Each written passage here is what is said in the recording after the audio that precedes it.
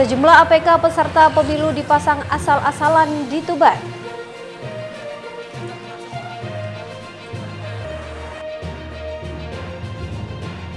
(4.939 peserta ikuti rekrutmen PPPK di Bojonegoro. Assalamualaikum warahmatullahi wabarakatuh, pemirsa JTV Bojonegoro dimanapun Anda berada. Senang sekali Sketsa Bengawan edisi hari ini kembali hadir menjumpai Anda. Selain dua berita utama tadi, kami juga akan menyajikan berbagai informasi penting dan menarik lainnya dari Bojonegoro dan sekitarnya.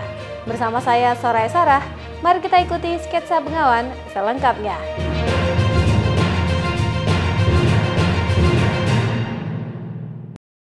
Pemirsa, kita awali berita yang pertama.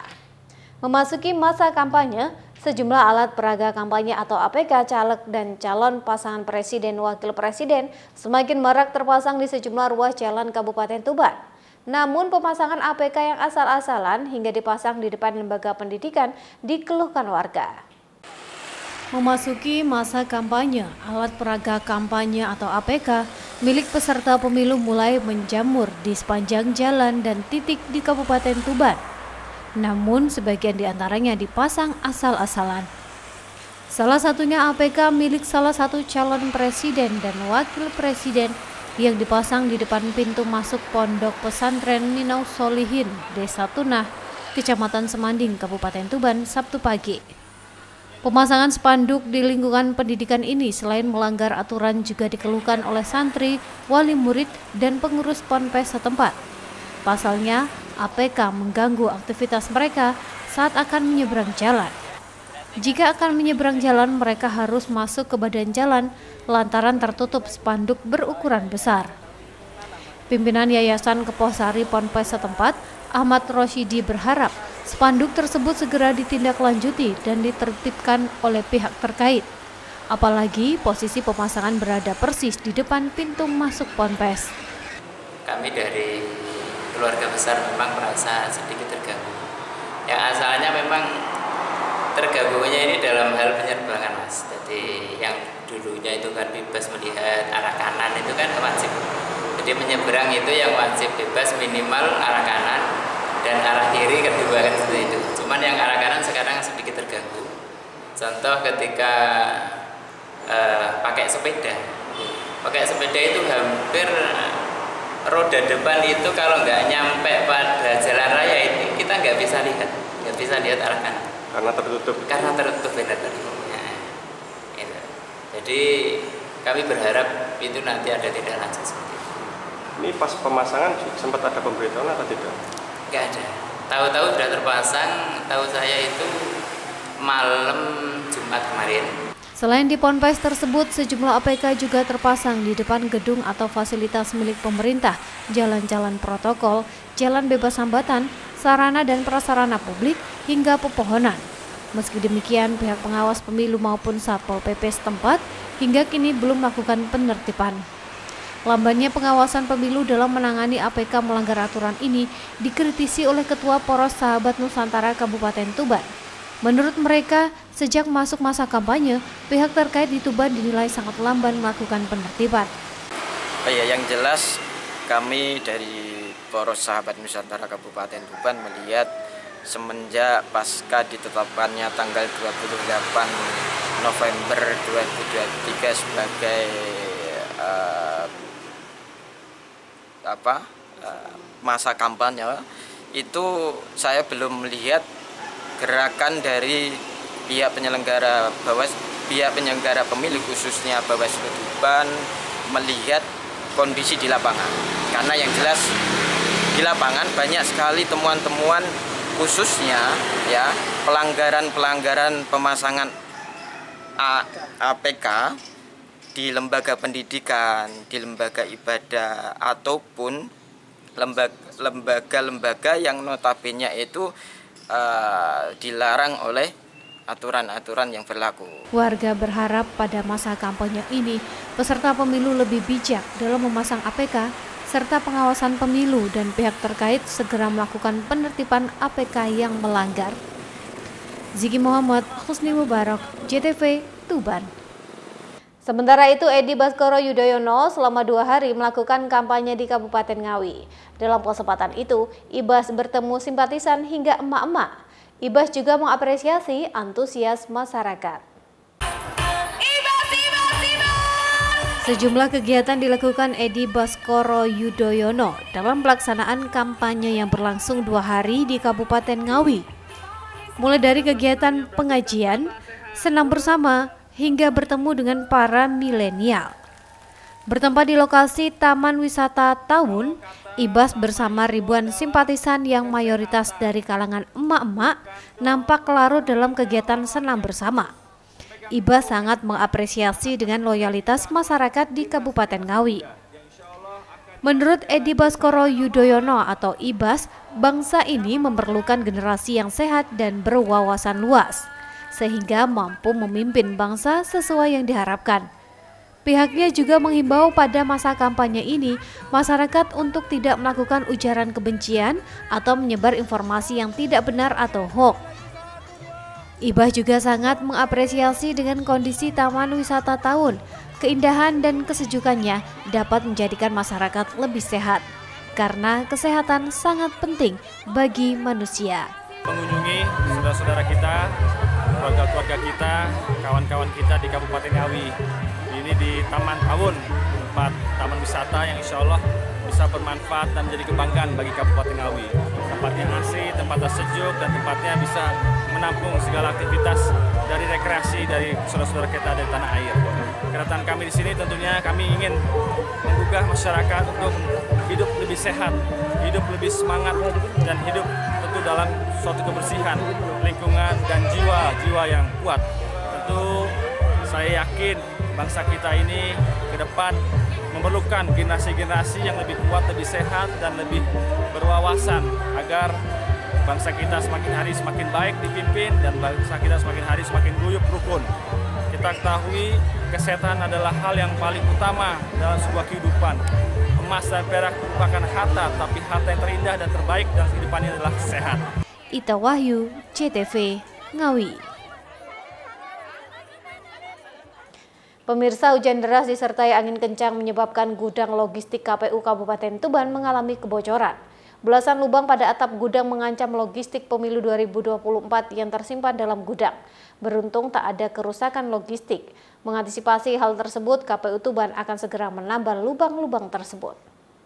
Seperti inilah kondisi gudang logistik Komisi Pemilihan Umum di Jalan Manunggal, Kabupaten Tuban pada Jumat siang.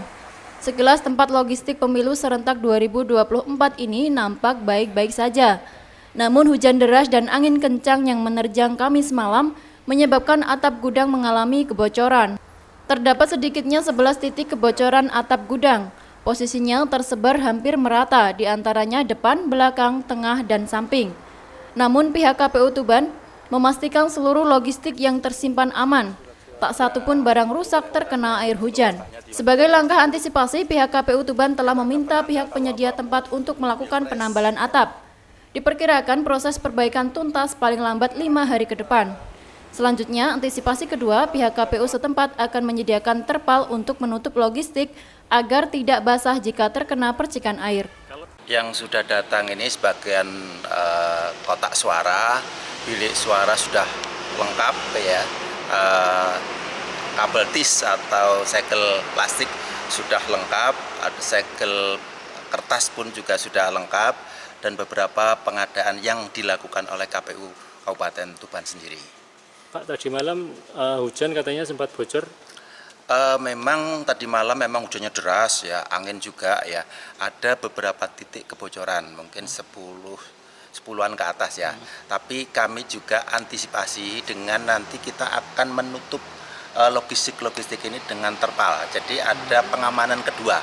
Memang kita sudah sampaikan kepada penyedia untuk talang yang bocor agar diperbaiki. Itu nanti sudah kita kontak sama penyedia, nanti penyedia sanggup. Yang kedua, kami juga akan lapisi kotak atau logistik yang ada ini dengan pengamanan kedua, yaitu dengan menambahkan plastik di atas. Hingga kini logistik yang sudah diterima KPU Tuban baru sebagian, meliputi bilik suara, tinta, bantalan alat coblos, ATK TPS, kabel tis, serta kantong plastik pembungkus kotak suara. Untuk bilik suara, kebutuhan KPUD Tuban sebanyak 14.760, namun hingga kini baru datang sekitar 13.000 bilik. Sementara kekurangan bilik suara dan surat suara akan dikirim menyusul. Ziki Muhammad, Husni Mubarak, CTV Tuban. 4.939 peserta ikuti rekrutmen PPPK di Bojonegoro. Informasi selengkapnya sesaat lagi.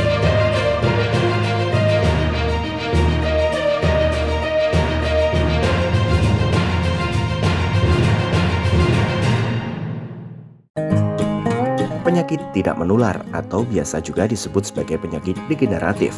Penyakit tidak menular menjadi salah satu masalah kesehatan masyarakat karena tingkat kesakitan, kecacatan, dan kematian yang tinggi. Jenis penyakit ini berkembang secara perlahan dan terjadi dalam jangka waktu yang panjang. Penyakit degeneratif merupakan jenis penyakit yang muncul akibat perubahan fungsi sel-sel pada tubuh yang mempengaruhi fungsi organ. Penyakit degeneratif juga dapat muncul akibat perubahan usia. Penyakit tidak menular menimbulkan angka kematian yang tinggi tiap tahunnya dan dapat menjangkiti individu di berbagai usia maupun negara di seluruh dunia. Adapun yang termasuk ke dalam penyakit tidak menular antara lain penyakit kardiovaskular yang berkaitan dengan naiknya tekanan darah, gula darah, lipid darah, dan obesitas. Berbagai jenis kanker seperti kanker hati, kanker paru-paru, kanker serviks, kanker payudara, dan jenis kanker lainnya. Penyakit pernafasan kronis meliputi asma, hipertensi pada paru-paru, dan berbagai penyakit pernafasan lainnya. Diabetes tipe 1 dan tipe 2, serta jenis penyakit tidak menular lainnya yang kerap ditemukan di sekitar kita, seperti Alzheimer, artritis, epilepsi, hemofilia, dan berbagai penyakit tidak menular lainnya. Beberapa faktor risiko yang dapat memicu penyakit tidak menular seperti kebiasaan merokok, konsumsi alkohol, obesitas karena pola hidup tidak sehat seperti kurangnya aktivitas fisik dan pola makan sembarangan. Cara mencegah penyakit tidak menular dengan cerdik. C. Cek kesehatan secara berkala.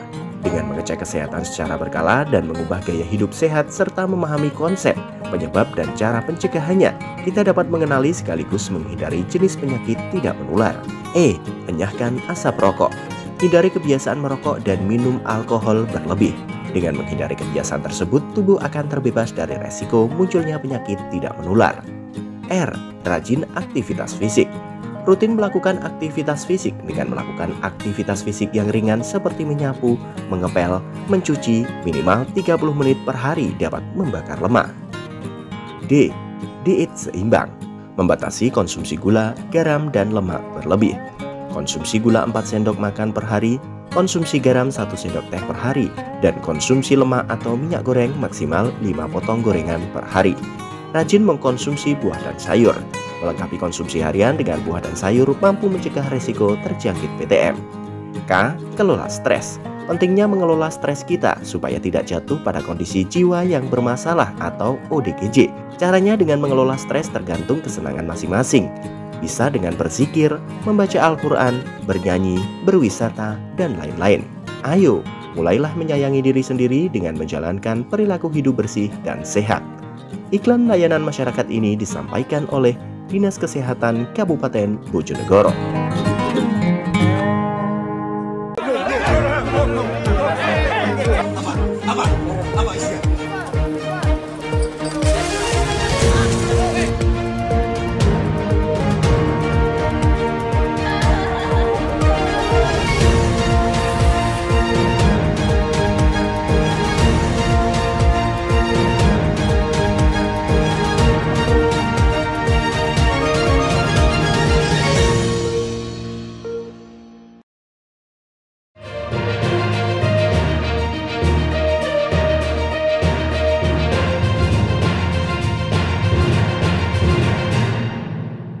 Terima kasih pemirsa, Anda masih bersama Sketsa Bengawan.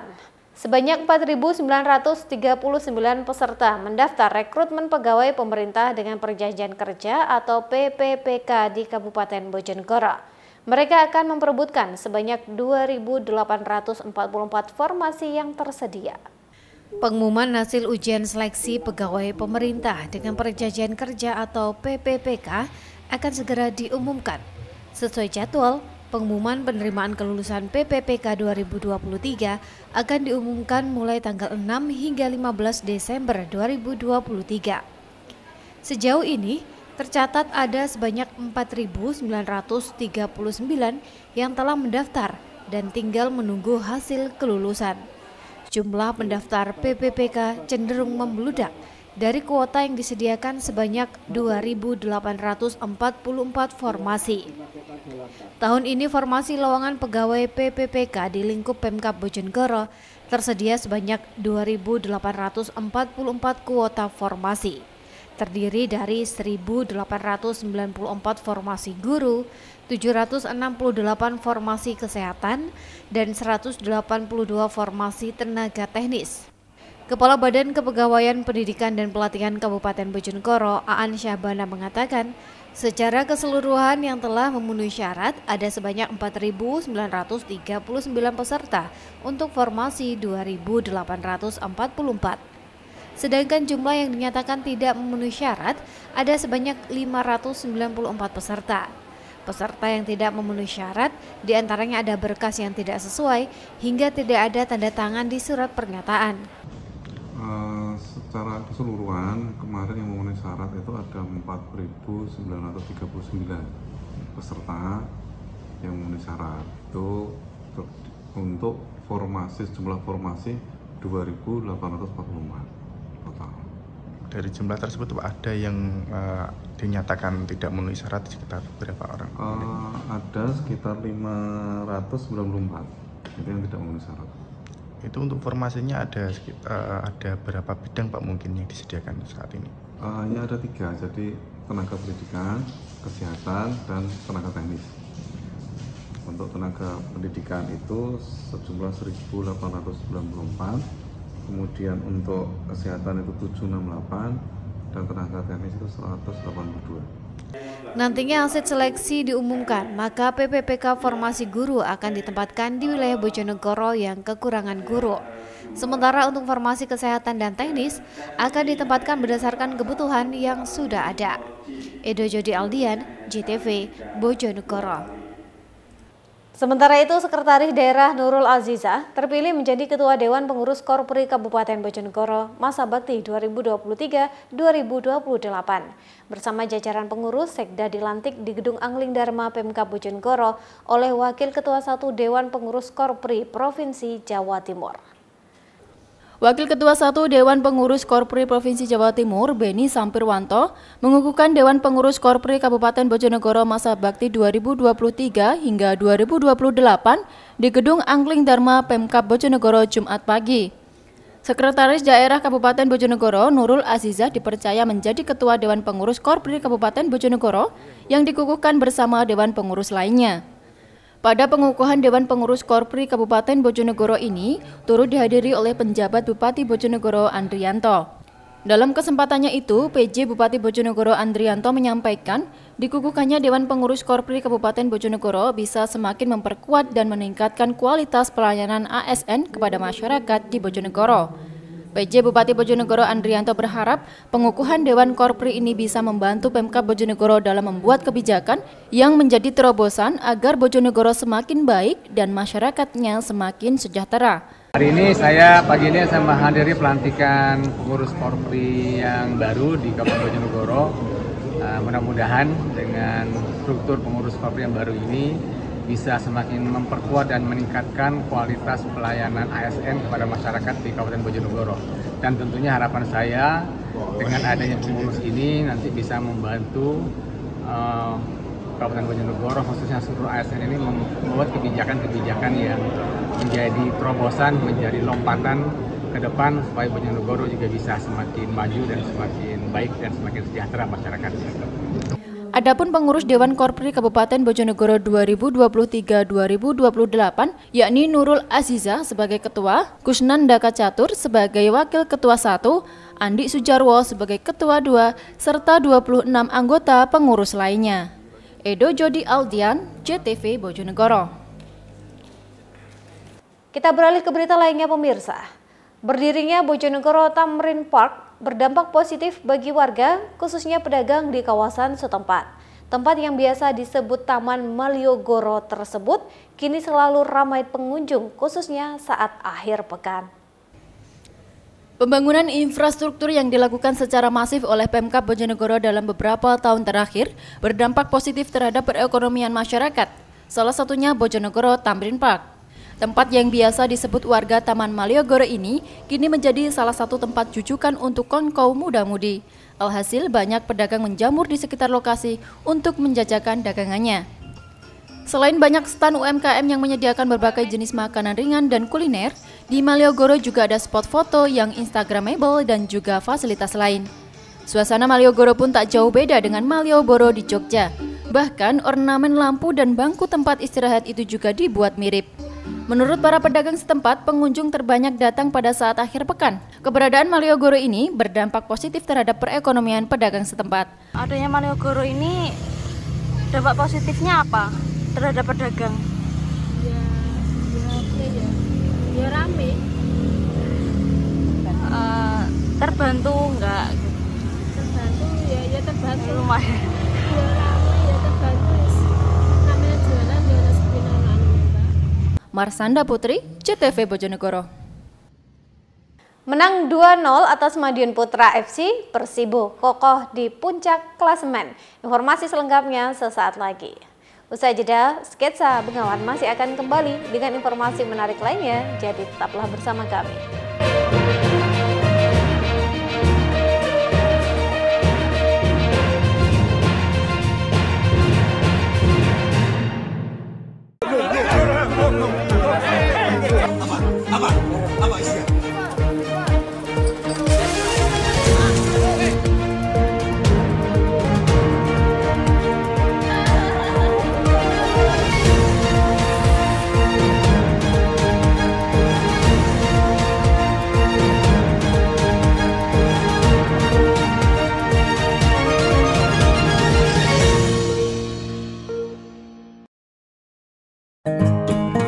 Penyakit tidak menular atau biasa juga disebut sebagai penyakit degeneratif.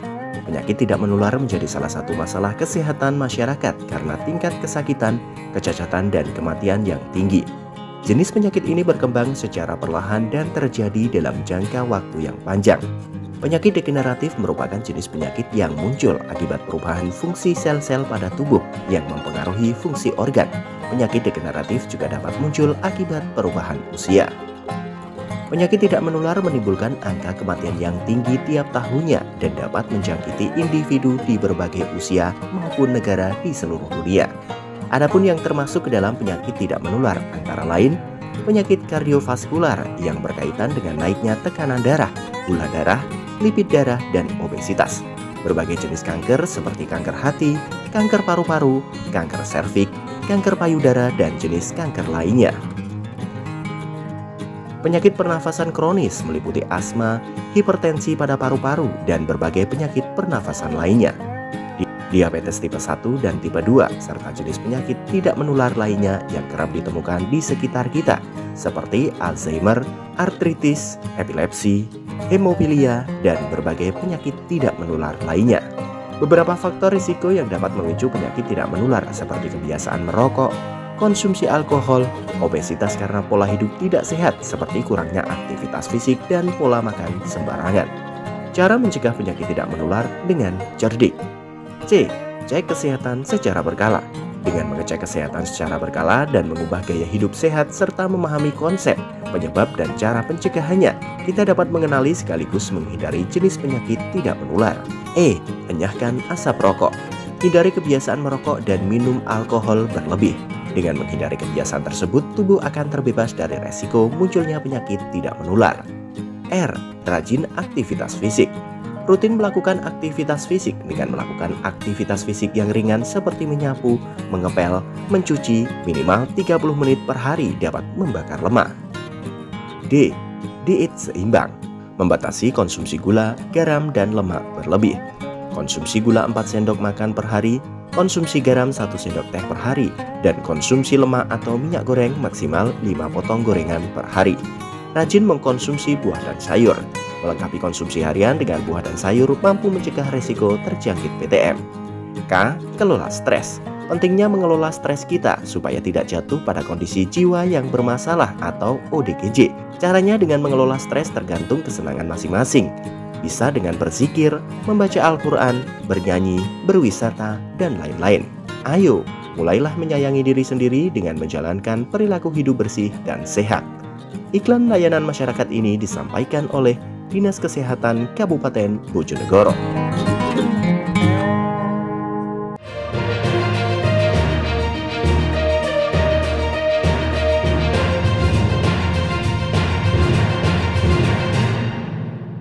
Terima kasih pemirsa, Anda masih bersama Sketsa Bengawan. Persibo Bojonegoro kembali meraih hasil positif dalam laga lanjutan Liga 3 Jawa Timur. Kali ini Laskar Angling Dharma berhasil mengalahkan Madiun Putra FC 2-0. Tambahan 3 poin membawa Persibo kokoh di puncak klasemen Grup N. Persibo Bojonegoro kembali meraih hasil positif dalam laga lanjutan Liga 3 Jawa Timur yang digelar di Stadion Legend H. Sudirman Bojonegoro Kamis siang. Laskar Angling Dharma berhasil mengalahkan Madiun Putra FC 2-0. Babak pertama dimulai, Persibo langsung tampil menekan. Sejumlah peluang emas diciptakan. Hasilnya, anak asuh Iwan Setiawan berhasil mencetak gol pada menit 23. Gol ini tercipta setelah Munhar memberikan umpan manis kepada Diego Banowo. Pemain nomor punggung 9 ini kemudian melakukan tembakan keras yang masuk ke pojok gawang Madiun Putra. Skor 1-0 bertahan hingga babak pertama usai. Pada babak kedua, tim Persibo terus menggempur pertahanan Madiun Putra FC. Selang beberapa menit pertandingan berakhir, Persibo Bojonegoro kembali mencetak gol di menit ke-87 lewat tendangan Diego Banowo. Skor 2-0 bertahan hingga pertandingan usai. Head coach Persibo Iwan Setiawan mengaku cukup bangga dengan performa tim binaannya. Meski demikian, pelatih kenyang pengalaman ini menilai timnya masih banyak kekurangan, khususnya terkait stamina.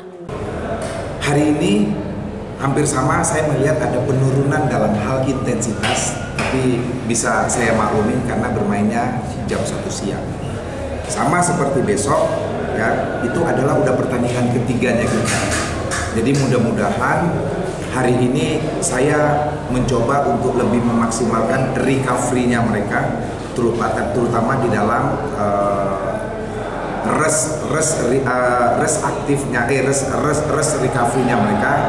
Saya akan buat mereka hari ini dengan ice bath. Jadi berendam di es, mudah-mudahan itu membantu untuk menghancurkan asam laktat sehingga besok mereka bisa tampil dalam kondisi yang lebih baik. Atas raihan 3 poin ini, Persibo Bojonegoro kokoh di puncak klasemen Grup N Liga 3 Jawa Timur dengan 6 poin. Samsul Alim, CTV Bojonegoro. Sementara itu, tim Liga 2 Persela Lamongan resmi berkandang di Stadion Bumiwali Tuban. Ini setelah stadion terbesar di Tuban tersebut dinyatakan layak oleh tim Risk Assessment Mabes Polri untuk menggelar pertandingan Liga 2. Setelah tim Risk Assessment Mabes Polri melakukan penilaian selama 2 hari, mulai tanggal 6 sampai 7 Desember 2023 kemarin, Stadion Bumiwali Tuban dinyatakan layak digunakan untuk pertandingan Liga 2 Indonesia. Hal ini disampaikan oleh tim Risk Assessment Mabes Polri di Gedung Serbaguna Polres Tuban Kamis sore. Dari hasil penilaian, kondisi lapangan, ruang ganti, ruangnya ofisial, security operation center, ruang media, kamar mandi dan juga tribun penonton hingga keamanan mendapatkan nilai kelayakan 69,30%.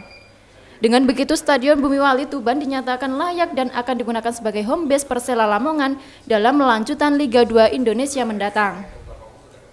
Ketua Tim Risk Assessment Kombes Pol Udi Juswanto menyatakan bahwa Stadion Bumiwali Tuban cukup layak digunakan dalam pertandingan Liga 2 karena mendapat nilai kelayakan di atas 55%. Namun pihaknya menghimbau agar pihak pengelola bisa memenuhi hal-hal yang masih kurang sebelum pertandingan.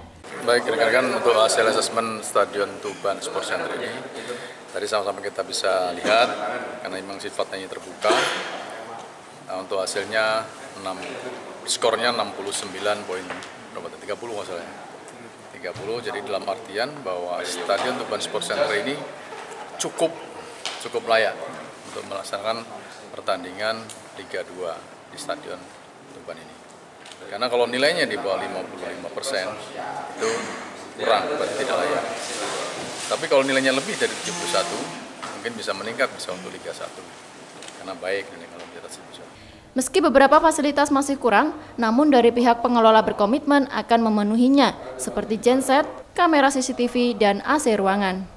Siki Muhammad, Husni Mubarok, JTV Tuban. Jelang perayaan Natal dan Tahun Baru, harga ikan laut segar di Kabupaten Tuban turun drastis. Hasil laut seperti ikan pari, cumi-cumi, hingga ikan kuningan mengalami penurunan hingga 50% dari harga sebelumnya. Harga ikan laut segar di Kabupaten Tuban turun drastis sejak sepekan terakhir.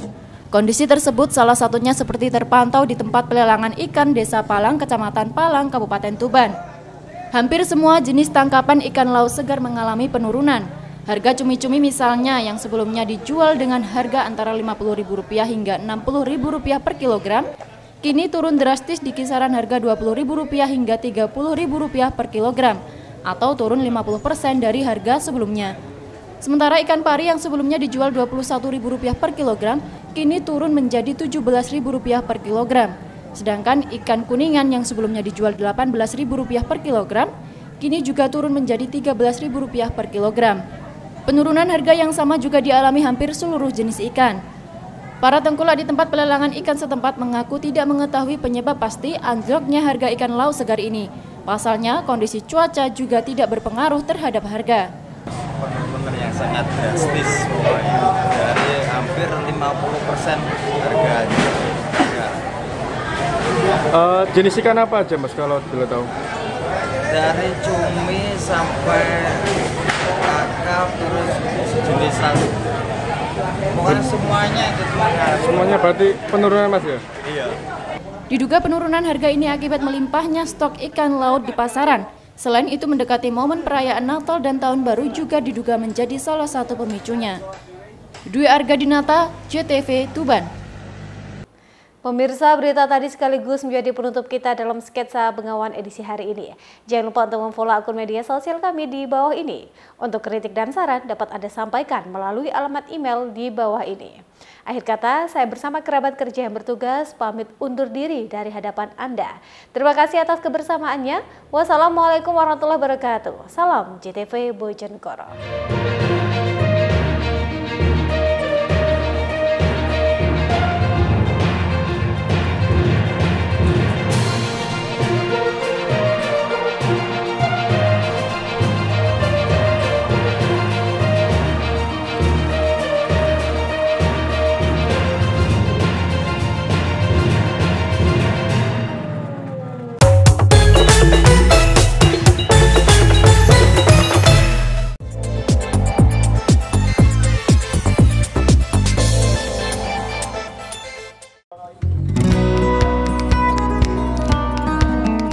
Inspektorat Kabupaten Bojonegoro menggelar kegiatan Jalan Sehat dalam rangka Hari Anti Korupsi Sedunia atau HAKORDIA 2023 di depan kantor Inspektorat di Jalan Pahlawan, Bojonegoro. Jalan Sehat ini diikuti lebih dari 1.000 orang yang terdiri dari elemen masyarakat hingga OPD di lingkup pemerintah Kabupaten Bojonegoro. Sejumlah pejabat Pemkab setempat turut hadir. Di antaranya PJ Bupati Bojonegoro Adrianto, Sekretaris Daerah Nurul Azizah, jajaran Forkopimda, dan Inspektur Inspektorat beserta jajarannya. Jalan Sehat Puncak Hari Anti Korupsi Sedunia 2023 ini rupanya disambut antusias oleh masyarakat. Terbukti masyarakat bersama PJ Bupati Bojonegoro dan jajaran Forkopimda mengikuti Jalan Sehat mulai dari start hingga finish. Tak hanya itu, masyarakat bahkan rela menunggu hingga acara selesai sambil menunggu pengundian kupon hadiah Jalan Sehat yang tersedia berbagai macam hadiah. Mulai dari hadiah utama, 6 sepeda gunung, hadiah kulkas, TV, kipas angin, kompor, rice cooker, dan beberapa hadiah hiburan lainnya. Penyerahan hadiah utama Jalan Sehat berupa sepeda gunung diberikan oleh PJ Bupati Bojonegoro beserta jajaran Forkopimda yang turut hadir. Hari Anti Korupsi Sedunia atau HAKORDIA selalu diperingati setiap tanggal 9 Desember. Kegiatan ini sebagai bentuk komitmen dunia dalam melawan korupsi. Hari Anti Korupsi Sedunia ditetapkan oleh Perserikatan Bangsa-Bangsa atau PBB sejak tahun 2023. Hari Anti Korupsi Sedunia telah menyatukan pandangan-pandangan negara bahwa korupsi merupakan musuh bersama yang berdampak buruk mengakibatkan kesengsaraan. Hari Anti Korupsi Sedunia 2023 yang mengusung tema Sinergi Berantas Korupsi untuk Indonesia Maju menunjukkan peran serta sinergi kolaborasi seluruh elemen masyarakat di Bojonegoro. Karena pada rangkaian acara sebelumnya kita bekerja sama dengan tim Saber Pungli telah melakukan sosialisasi bimbingan teknis kepada seluruh desa, kepala sekolah dan beberapa perangkat. Itu kegiatannya sampai 6 kali. Kemudian yang terakhir ini jalan sehat dengan mengundang masyarakat Bojonegoro dengan harapan bahwa pembelajaran atau memberikan mindset bahwa korupsi itu merugikan masyarakat dan merugikan kita semua. Oleh karena itu kami mengajak kepada kita semua termasuk masyarakat dan OPD atau dinas-dinas untuk selalu warning dan bahwa anti korupsi ini menjadi suatu budaya, karena korupsi itu akan merugikan masyarakat, pembangunan menjadi tidak lancar dan dampaknya adalah yang rugi adalah masyarakat. Kegiatan Hari Anti Korupsi ini setiap tahun diselenggarakan di Bojonegoro dan memang leading sektornya adalah inspektorat sebagai panitia maupun penggerak semua kegiatan ini, dan ini diperingati oleh seluruh dunia karena idenya bukan hanya dari pemerintah Indonesia tapi kesepakatan bersama ya dari bangsa-bangsa yang ada di dunia ini, dan sepakat bahwa korupsi ini sangat merugikan bagi kepentingan masyarakat dan warga negara. Kegiatan Hari Anti Korupsi Sedunia juga diisi dengan pelayanan kesehatan gratis bekerja sama dengan Dinas Kesehatan setempat, di mana pelayanan kesehatan ini diperuntukkan bagi masyarakat yang akan melakukan screening kesehatan tanpa dipungut biaya sepeser pun. Di acara puncak Hari Anti Korupsi Sedunia juga diisi dengan penyerahan hadiah lomba video TIK-TOK edukasi anti korupsi, kemudian lomba orasi sosialisasi anti korupsi, dan lomba membuat poster kepada masing-masing pemenang. Edo Jody Aldian, JTV, Bojonegoro.